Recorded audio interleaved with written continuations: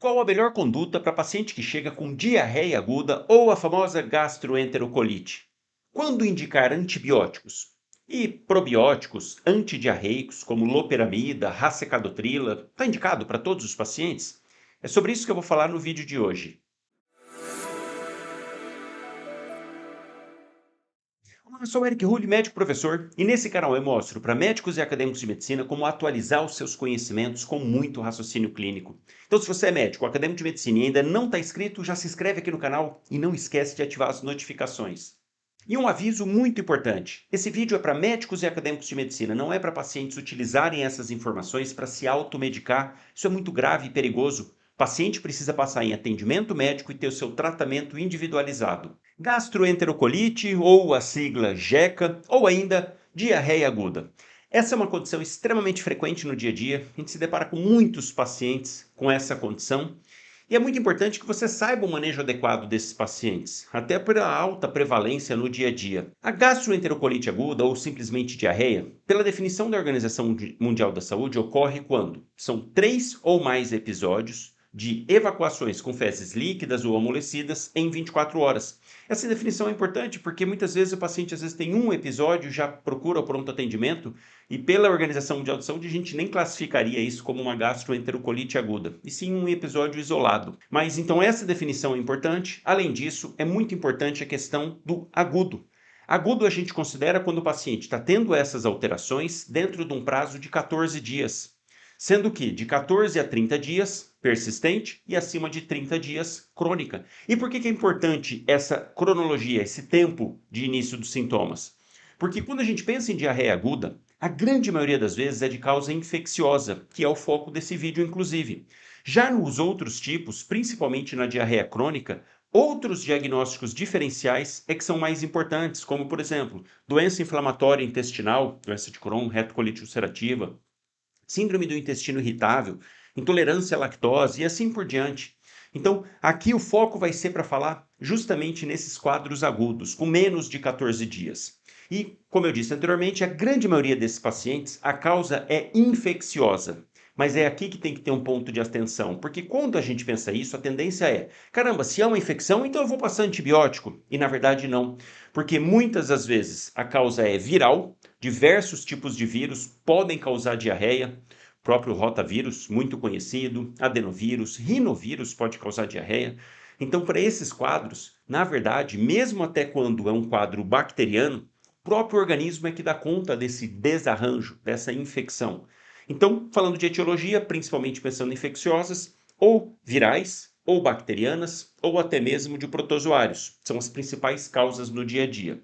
Mas como é algo autolimitado, na verdade, para esses pacientes é muito importante a gente orientar a hidratação, porque a principal consequência desse quadro de diarreia é justamente a desidratação, e não automaticamente pensar em qual antibiótico, ou probióticos, ou outros medicamentos que eu vou falar aqui também. Na chegada desse paciente, então, é importante que você tenha essa ideia e que você pense na hidratação. É isso que vai fazer a diferença na grande maioria dos pacientes. E aí, a partir daí, você pode ter diversos esquemas de hidratação, o próprio soro de reidratação oral. O Ministério da Saúde traz uma avaliação e fala em planos de hidratação, plano A, plano B, plano C. Mas isso ficaria para um outro vídeo, porque tem detalhes aqui, fazer continha, precisaria até inclusive estar ou no Flipchart, como eu gosto de fazer as aulas, e a gente pode combinar um dia eu fazer uma aula sobre gastroenterocolite e mostrar todo esse plano de hidratação. Meu foco principal é você hidratar esse paciente, sim, e quando indicar antibióticos e outros medicamentos. Os antibióticos, as indicações são para paciente que está tendo vários episódios diarreicos intensos, mais de 6 episódios por dia, acompanhado de febre, toxemia, prostração e sangue ou muco nas fezes, ou pus nas fezes. Esse é o mais importante. É a partir desse momento que aí sim você vai pensar em receitar um antibiótico para o seu paciente. Então, olha como que fica restrito. Isso é a minoria dos pacientes. Presença de sangue ou pus nas fezes, febre alta, toxemia.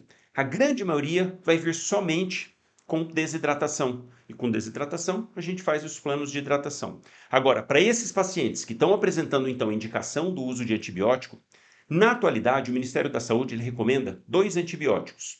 Primeiro, ciprofloxacina. 500 miligramas de 12 em 12 horas por 3 dias. Essa é a indicação padrão na atualidade pelo Ministério da Saúde. Uma outra possibilidade para aqueles pacientes que não podem tomar ciprofloxacina, ou por alergia, ou gestantes, por exemplo, para esse grupo de pacientes, a recomendação é ceftriaxona. E o ceftriaxona, 1 grama a 2 gramas por dia, seguindo a recomendação do Ministério da Saúde, de 2 a 5 dias, IM ou venoso. Qual que é o problema de fazer IM? É um medicamento extremamente dolorido que pode acontecer do paciente descontinuar o tratamento, mas essa é a recomendação atual. Anteriormente, o Ministério da Saúde trazia uma terceira possibilidade, que era o uso de azitromicina. Mas, como a gente tem visto, um uso indiscriminado de azitromicina e o aumento da resistência a esse antibiótico, possivelmente por isso, o Ministério da Saúde retirou da nova recomendação para tratamento para diarreia. Mas pode ser uma possibilidade. 500 miligramas uma vez ao dia, de 3 a 5 dias. Você deve avaliar, ver o cenário do seu paciente, as contraindicações e pensar nessas possibilidades.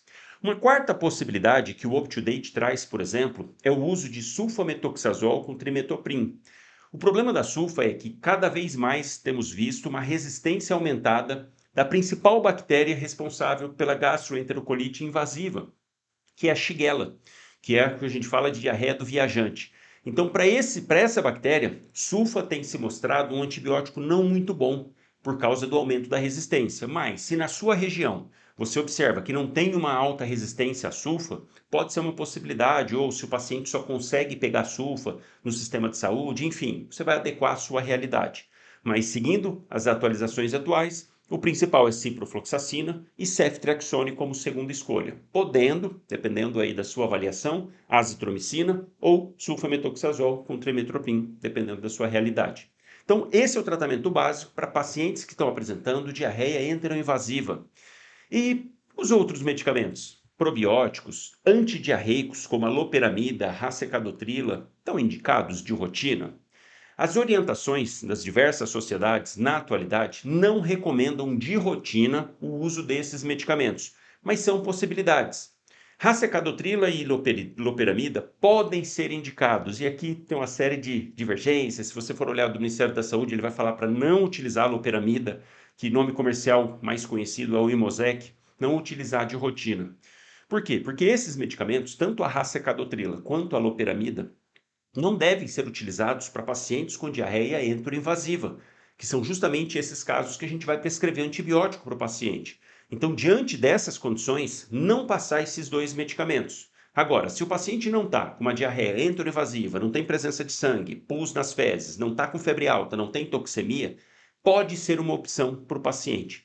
A racecadotrila, a posologia para adulto é 100 miligramas, uma cápsula, de 8 em 8 horas, por 3 dias, podendo estender até 7 dias e não deve ultrapassar esse prazo de 7 dias.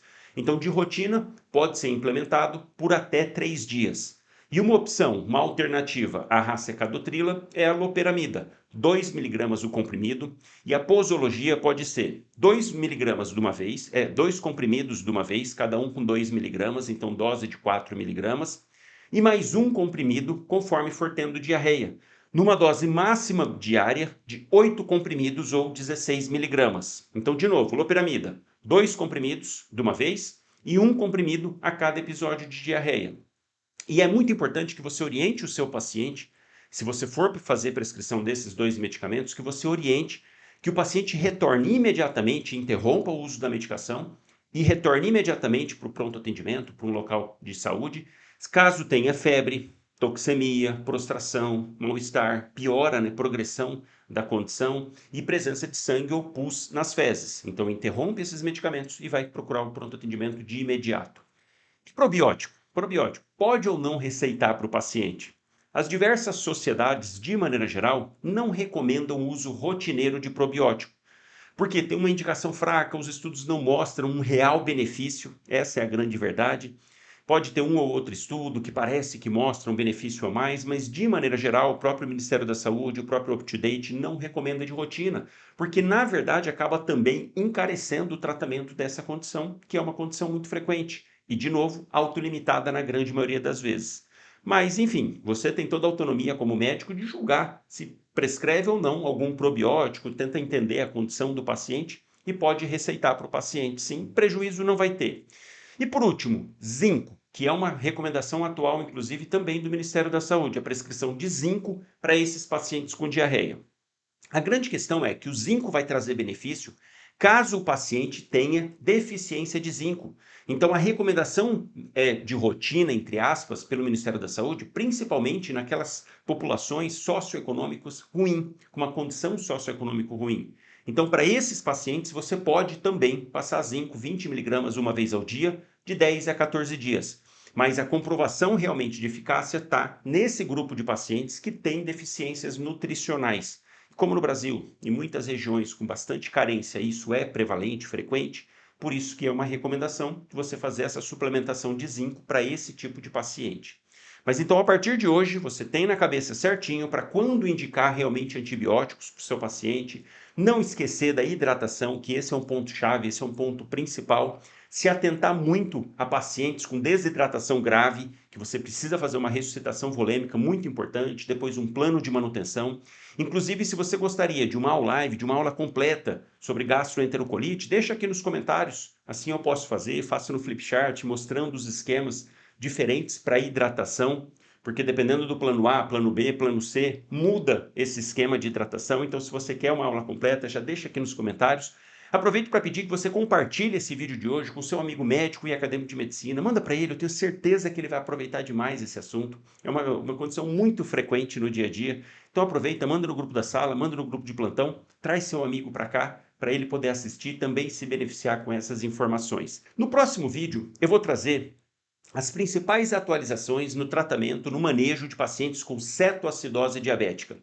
No ano passado teve uma atualização da Sociedade Brasileira de Diabetes, nesse ano teve uma nova atualização, mas agora da Sociedade Americana de Diabetes. Então eu vou trazer os principais pontos no manejo desse paciente com cetoacidose diabética, vai estar imperdível. Um grande abraço e nos vemos no próximo vídeo.